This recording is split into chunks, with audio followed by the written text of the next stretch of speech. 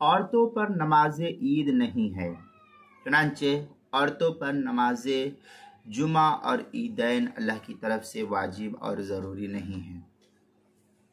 اور عام حالات میں انہیں عیدگاہوں اور مساجد میں جا کر نماز عید میں شریک ہونا بھی مکروہ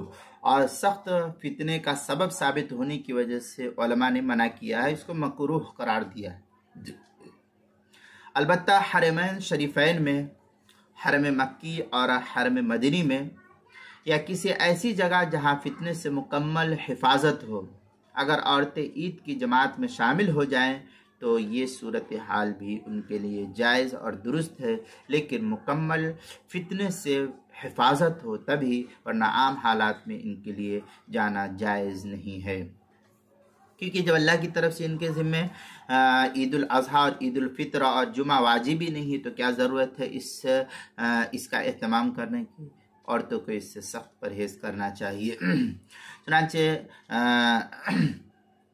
اگر عورتیں عید کی جماعت میں شامل ہو جائیں گی اس طریقے سے جہاں مکمل فتنے سے حفاظت ہے تو جائز ہے، تاہم احتیاط اولا ہے۔